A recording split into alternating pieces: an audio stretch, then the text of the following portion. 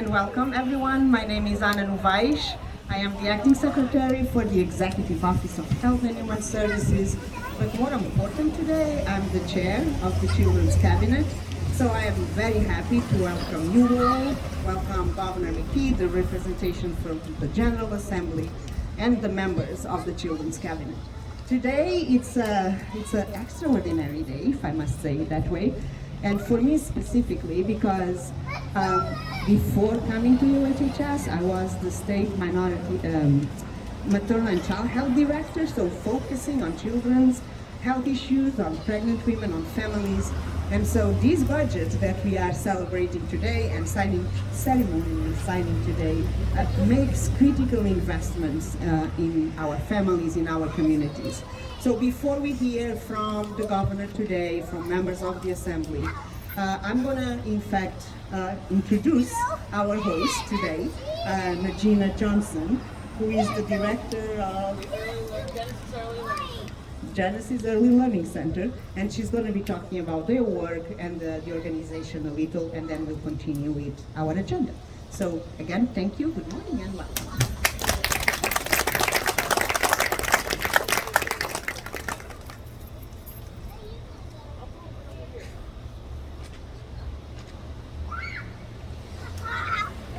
Hi everyone, that's my daughter, that's Serenity, and she just asked me where I was going. On a personal note, I just adopted my son. Been a foster mom for the past 2.5 years, and thank you. And it's such a blessing to see my daughter, who has been with us for the past year, but my son also, I don't know, just come into this thriving, just confident young man, or young boy. He's 5. but yeah, it's a big moment, not only for the state, but it's also a big moment for me as a parent personally. And I just want to say good morning and welcome all of our distinguished guests here today, senators, members of the House, General Assembly members, and Governor McKee. What an exciting day! I mean, goodness, the signing of this momentous legislation that has provided, that is providing some long overdue comprehensive supports for our most vulnerable families, while recognizing the critical importance of early child care and education.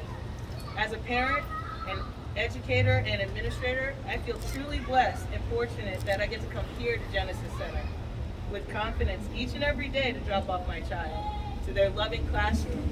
And now, with the help of this new legislation, centers and families across Rhode Island are a bit closer in closing the gap that divides so many across the state, and families can share my same sentiment. As we are all aware, the pandemic brought to light the direct connection of the workforce and education and childcare. In the past, the concept existed in society, but now we're actually taking action to make sure we maintain our positive, healthy working environment as we reward our teachers with periodic bonuses and the resources to ensure that they have the materials and professional development so that they can maintain classrooms that are safe and encourage the curiosity of our brilliant students' interests, like these ones over here playing. With this new legislation, centers will have the capacity to provide families with facilities that are better maintained and better funded to have inspiring equipment for everybody that is truly engaging. With the cost of basic needs increasing, so many parents are still being forced to make hard family decisions right now. I've said this before, that child care and education should never be one of them. Now, with the expansion of family eligibility, the extensions in postpartum coverage, so fun. Families will have more room to make decisions that are better accommodate their individual needs. They deserve the comfort that I have every day of bringing their child or children here to a place like Genesis Center, where they know their education and they are loved and getting quality education.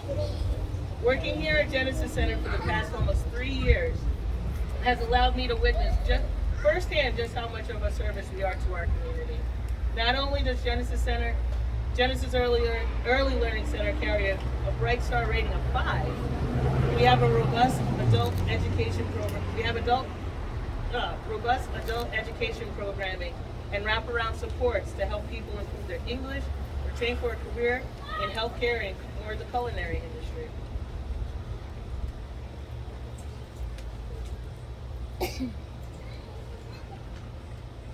Whoever's with these cooperate.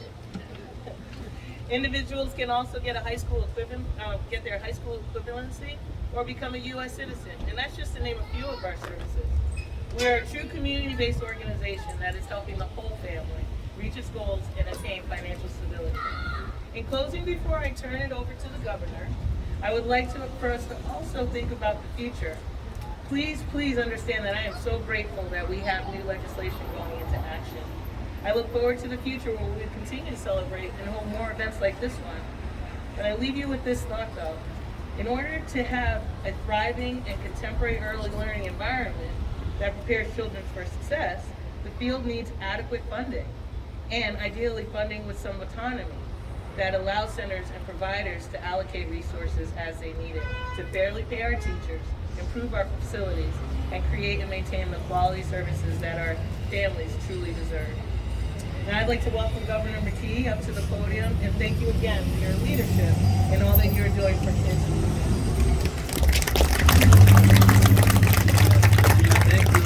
Thank you for your leadership, not only here at the Genesis Center, but also at home.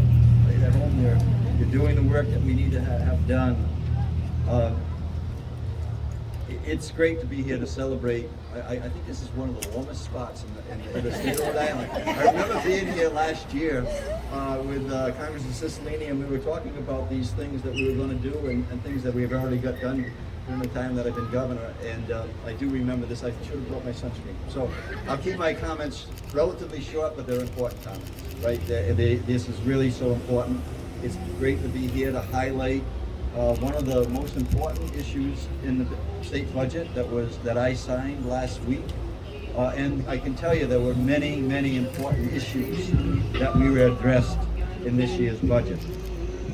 I just give a little personal story. My dad started a boys club in town in Cumberland in the 50s with his friends.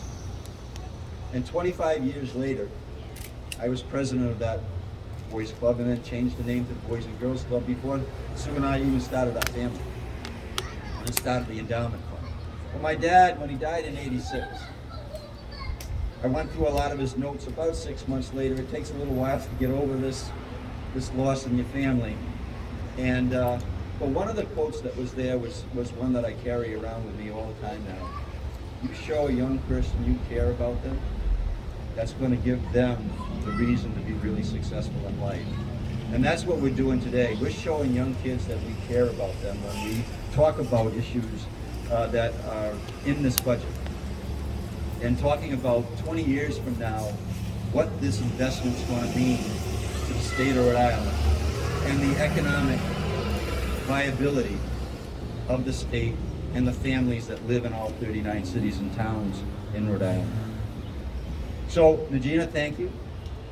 Secretary Ana Navaz, thank you. Chairwoman Grace Diaz, Chairwoman Sandra Cano, thank you. And the Commissioner and Deputy Commissioner who are here today on behalf of Rhode, thank you so much as well. The Children's Cabinet and all of our stakeholders are partners who have supported the important investments in this budget for families and children. You do your work every day, and we wouldn't be here without you. The highlights in the budget are really important, but it's also the work that happens on the ground that is more important, so thank you. Increasing income eligibility for child care for the first time in decades and raising child care rates. Covering all income eligible kids in Medicaid, regardless of immigration status. And we extended that in terms of immigration by assigning a driver's permit that's going to allow families to safely get their kids to a place like Genesis, right, or safely to school. or allow those families to go to work and earn income to support their families. Expanding postpartum care for women on Medicaid to 12 months rather than 60 days. And we know how important high quality education is in a child's life. From early childhood education to grade school and beyond, Shannon Gilkey's here, our Commissioner of Higher Ed. We know that we're preparing that place in our higher education for the young kids that are coming here to places like Genesis. That's what we're doing. And we're going to continue to do that. I was telling Elizabeth earlier that time is so important, and what you do today matters down the line. I was just saying the school that I helped start for kids in Blackstone Valley, it's graduated their first kindergarten from high school this year. The first college class from college this year. Those seeds were planted more than a decade ago. And what we're doing here, we're planting seeds that are going to be so important to our families and our children in the state of Rhode Island. And that's why I expanded pre-K last year by over 500 seats, leading to over 2,300 seats across the state of Rhode Island. Our 2030 plan, go to ri2030.com. It is a roadmap for where we're going to be as a state in 2030. And there's sections in here about education, intentionally set up. And each section will have a larger report that will support the things like housing, which is so important to us, education, which is so important to us, health as well. That 2030 plan is ambitious goals towards universal pre-K, and we're going to get there. The budget includes a plan to reach 5,000 seats by 2028. And we've made investments in one of the most important issues that our administration has focused on, the crisis in children's and youth mental health. Our momentum, and Rhode Island has momentum. Make no mistake about that. Today we have more momentum than I've ever seen in my public life. And we're going to take advantage of that momentum. And it's more than just on the economy. Second fastest recovering economy in the entire country. Highest vaccinated state in the entire country. But it's more than just our economy and our workforce. It relies on solid investments in children and families, in equity access, and in education and healthcare. And that's what this children's budget does. Now I'd like to welcome everyone to join me in a ceremonial signing of the children's budget with our very special guests and leadership that's here, and the students here at the Genesis Center. We'll take a pause in the speaking program. We'll sign the articles, the budget, and then we'll get back to the speaking program. But thank you all for being here today. Thank you for your work. Let's keep it going. Let's keep this momentum going in the state of Rhode Island.